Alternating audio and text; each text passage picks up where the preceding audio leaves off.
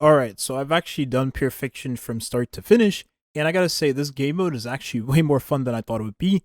And my favorite character to use was Kafka. This character feels so good whenever the enemies are weak to lightning.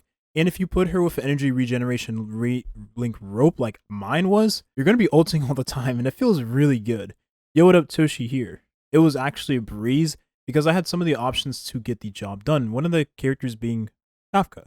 If you have characters that are good against enemies that are weak to lightning, right? Kafka, Jing, it doesn't matter what character you have, those characters will perform very similarly and get the job done. And again, I cannot believe I'm saying this, but energy regeneration rate rope is actually very useful in this game mode because you are incentivized with just doing as much damage as you can.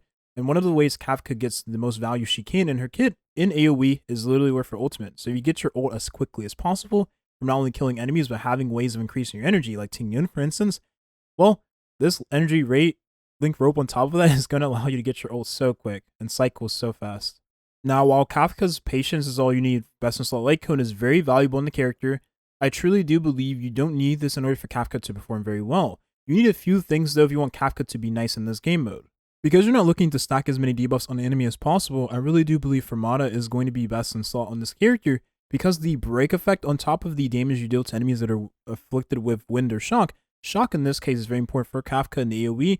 This is going to go very nicely in combination with Ruan Mei in the team of Kafka whenever you do have that extra break effect the character provides you. And you are incentivized with Ruan Mei for breaking the enemy's toughness. And since Kafka is very nice in the AoE, I found myself not even using dot characters alongside her because it takes too long to set up the dots into the enemy when you're looking to kill as many enemies as quickly as possible.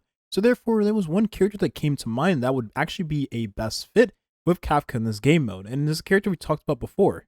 That character is Himeko. Himeko shines really nicely in this new game mode, and the reason being is because whenever you do break the enemies, which again you are incentivized in this game mode for breaking the enemies, will also remain in the party, that's even more true. This character does a follow-up attack that does so much damage to the enemy and puts a dot on the enemy on top of that, which in combination with Kafka is actually very nice.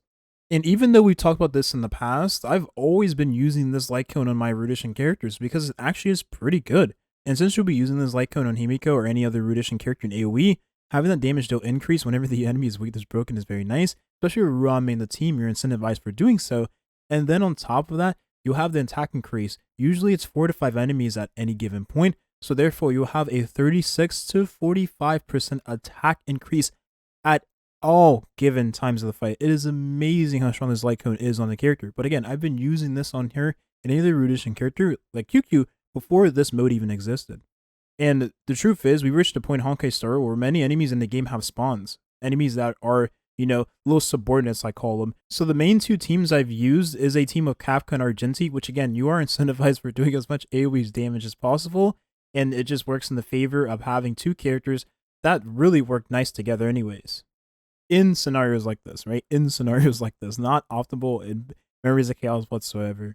And then the other team I used was literally swapping Argenti and Himeko. So whenever the enemy was weak to fire, I brought these two characters together. And funny enough, there was a stage at the end of the Pure Fiction where the enemy was weak to lightning and fire. And that character was, or the boss, was Varog. So therefore, these two characters performed very nicely. The enemy was weakness broken all the time, really never took a turn. And when he did take a turn, I had Kafka's ult ready to go. And therefore, whenever the hand went up, I detonated with Kafka's ultimate and it was weakness broken too. And therefore, that enemy never got a chance to take a turn. It was awesome. Another team I liked using was the Mono Quantum team. I mean, this team works whenever you can actually utilize Seal. And since there's so many enemies that have lower amount of HP, Seal can go in with her elemental skill, kill, reset, get another turn, kill, reset, get another turn, kill, reset, get another turn.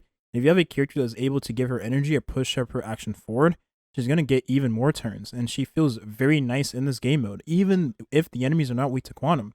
Because the truth is, whenever you actually want to kill an enemy that is weak to Quantum, they're usually the boss. And Soul Wolf allows you to put that weakness onto the boss, ultimate decreasing the defense, and then Steel can go in and nuke with her ultimate. So it feels very nice in this game mode. Even though this is not a team that is optimal, it just feels good anywhere you go, to be honest. However, if you want to save yourself the headache, Qingque also performs very nicely in this game mode.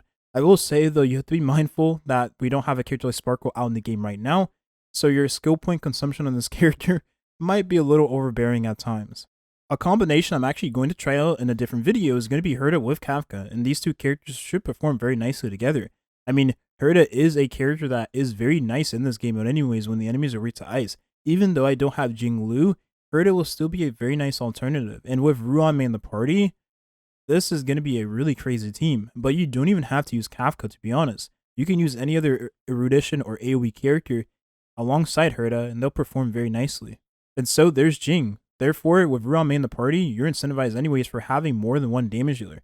So if you have 2, even 3, replacing your defensive option at times, you'll take advantage of all the buffs Yuan provides for the team that is dependent on her own turn and the amazing speed buff she gives as well. And for characters like Jing that needs the Lightning Lord to have the damage buffs, well, that's great because he'll always keep the buffs that Yuan provides for the team anyways. But I'm just a simple man. I just like using Kafka more, even though I have both characters on this account. I just like using Kafka more. She's more fun than me. I have used Chad Jinty in this game mode, and he feels very nice here as well. He's a character that gets his ult pretty fast because there's more enemies being swapped constantly. And if you have a character in combination with him like Qingque or Yuan, he's going to get so much more energy. Therefore, he'll have his ultimate at the charge 2 ready to go for when the boss shows up. And then he'll deal so much damage to the additional enemies and that boss as well. A lot of the light cone choices you've already used for Jinty has gotten even more value, like Make the World Claimer, because you'll start the battle with that extra energy, and then you deal even more damage with your ultimate, which again, that is the main portion of damage in this character's kit. But even if you don't have Jinty, or maybe you don't like using Jinty, Clara is still a very nice character to use here. And the truth is, since there's so many enemies on the field, they're going to be attacking your Clara most of the time if you have her in combination with a character like Lynx also, who will boost her attack if you have Eidolons for that character, and we are receiving a free Lynx. So that makes it even more nice to use these two characters together. In this game mode, you don't have to clear the stage. I mean, you can if you want to, but you're incentivized for literally consistently killing enemies as quickly as possible. And sometimes when new waves spawn in, those enemies take the turn advantage. And Clara here will be nice because those enemies will target the character that has the highest taunt value. I mean, if luck is on your side, of course. If luck is not on your side, your Ting Yun is still going to get hit. But for Clara, it doesn't matter anyways, because this character still counters when the enemy still attacks your allies. And last but not least, RIP to every character that is not sealed in the hunt path. This path feels really bad in this game mode.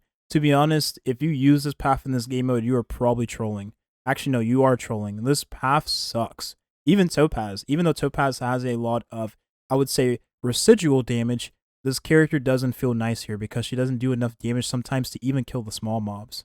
But if you have a character like Jing or Kafka that can deal with the additional enemies on the side, covering Topaz's AoE weakness, then the character feels a lot better in this game mode. But if you're not using Topaz in those scenarios as a sub DPS supporter, you probably don't want to use the character. So there you have it. Now, funny enough, many of you play Genshin Impact. This game mode is no different from a game mode you probably already experienced in Genshin.